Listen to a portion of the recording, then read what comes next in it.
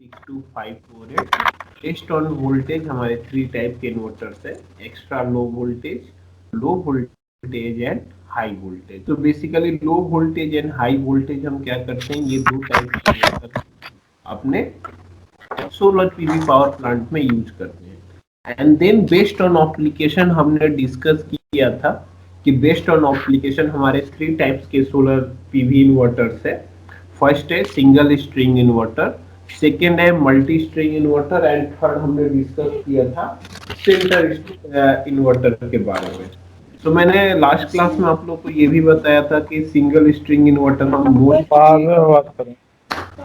Mostly हम क्या use करते हैं, डोमेस्टिक जो हमारी रूफटॉप सोलर पावर प्लांट होती है जो अप टू 10 किलोवाट होती है, वहां पर हम क्या यूज करते हैं, सिंगल स्ट्रिंग इन्वर्टर।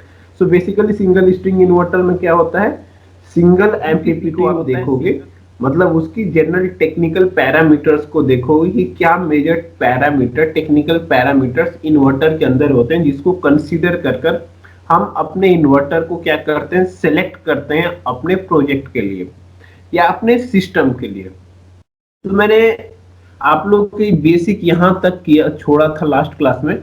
तो सबसे पहला जो चीज हम किसी भी इन्वर्टर का मेजर पैरामीटर जो देखते हैं, वो देखते हैं इन्वर्टर की एमपीपीटी रेंज। मतलब कि कोई भी इन्वर्टर के अंदर क्या होता है, डीसी पावर की इनपुट होती है और आपका एसी पावर में कन्वर्ट होकर क्या होता है, आउट होता है। तो इन्वर्टर के अंदर एक मैंने आप लोग बताया था, एक कंट्रोल लॉजिक होता है एमपीपीटी, जो कि आपके पीवी मॉड्यूल से मैक्सिमम टू मैक्सिमम पावर क्या करता है, लेने की कोशिश करता है। मतलब कि पावर कम आउट हो रहा है, आपका पीवी मॉड्यूल से पावर मैक्सिमम आ रहा है कि कम आ रहा है, वह सेंस कर एक पूरी कंप्लीट लॉजिक बनाया रहता है और आपकी पीवी मॉड्यूल से मैक्सिमम टू मैक्सिमम पावर को क्या करता है, लेने की कोशिश करता है।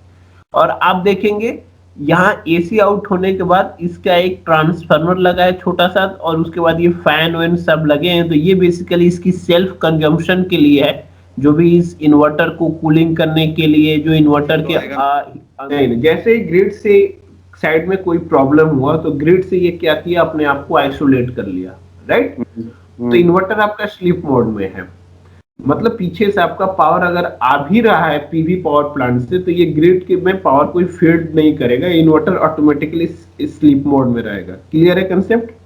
और सिंक्रोनाइज वापस हो जाएगा जैसे ही ब्रेकर रिज्यूम ऑटोमेटिकली ये सिंक्रोनाइजेशन हो जाती है। जैसे ही क्या होता है कि इन्वर्टर का, और थोड़ा हमने अंडरस्टैंडिंग कर लिया इन्वर्टर के बारे में, 2 बेसिक कंपोनेंट के बारे में हमारी क्या हुई, अंडरस्टैंडिंग हो गई। अब हम आ रहे हैं सोलर पावर प्लांट की इंजीनियरिंग और इसकी डिजाइनिंग हम कैसे करते हैं, थोड़ा उसको समझते आते हैं और उसकी एक एक कॉन्सेप्ट समझेंगे। मैंने आप लोगों को बताया था कि पीवी मॉड्यूल आप देखोगे तो पीवी मॉड्यूल में क्या होता है, नंबर्स ऑफ सेल्स आपस में सीरीज में कनेक्ट कर क्या करते हैं, पीवी मॉड्यूल के एक मैक्सिमम कैपेसिटी का आउटपुट वोल्टेज बनाते हैं। ये हमने मॉड्यूल में देखा था।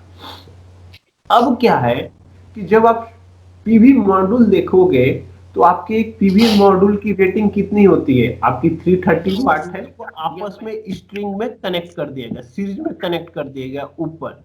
फिर नीचे ऐसे ही 32 नंबर्स ऑफ मॉड्यूल्स लगे हैं, इनको आपस में क्या कर दिया गया, कनेक्ट कर दिया गया। तो ये ऊपर जो 32 नंबर्स ऑफ मॉड्यूल आपस में जुड़े सीरीज में, इनका आप देखोगे ना तो ग्रीन कलर इनका क्या है, आपका निगेटिव, और रेड वाला पॉजिटिव है। तो निगेटिव पॉजिटिव का कैसे कनेक्शन कर इनका सीरीज बना है, आप देख सकते हो। टीपी खोल रहा हूँ तो आपको क्लियर कंसेप्ट दिखेगा।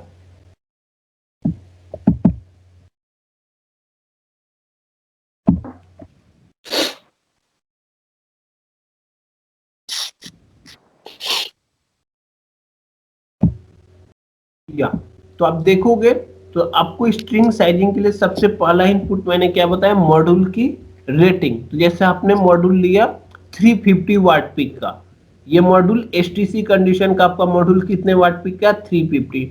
दूसरा मैंने इनपुट आपको क्या बताया, मॉड्यूल का open circuit voltage value VOC. तो मॉड्यूल का वीओसी वैल्यू कितना है, 47.2 वोल्ट। एमपीपीटी के रेंज के बीच में है, मतलब जैसे आपका ये इन्वर्टर है तो इस इन्वर्टर का 900 टू 1450 रेंज है, तो मैक्सिमम जो वोल्टेज वैल्यू आपका स्ट्रिंग का आया वो 1450 से ज्यादा तो नहीं जा रहा है, इसके नीचे ही है। और जो इन्वर्टर का आपका मिनिमम वोल्टेज वैल्यू आया वो 900 से तो बाहर का नहीं है ना, 900 से ऊपर का ही है ना, मतलब बिटवीन 900 एंड 450 आपका जो इन्वर्टर का मिनिमम एंड मैक्सिमम वोल्टेज आया इसी रेंज के अंदर है कि बाहर है। अगर इन दोनों रेंज से बाहर है दैट मीन्स कि आपकी जो भी स्ट्रिंग के साइज आपने 20 मॉड्यूल पर स्ट्रिंग कंसीडर किए वो करेक्ट नहीं है। फिर आपको ऑपरेशन और मेंटेनेंस जब आप कंसीडर करोगे तो सेंटर इन्वर्टर का कॉस्ट क्या हो जाता है, ज्यादा हो जाता है, स्ट्रिंग इन्वर्टर का कम हो जाता है। थर्ड आप कंपैरिजन देखोगे तो overall failure rate of your center inverter versus string inverter. So high loss in case of a आपके center inverter compared to string inverter. अगर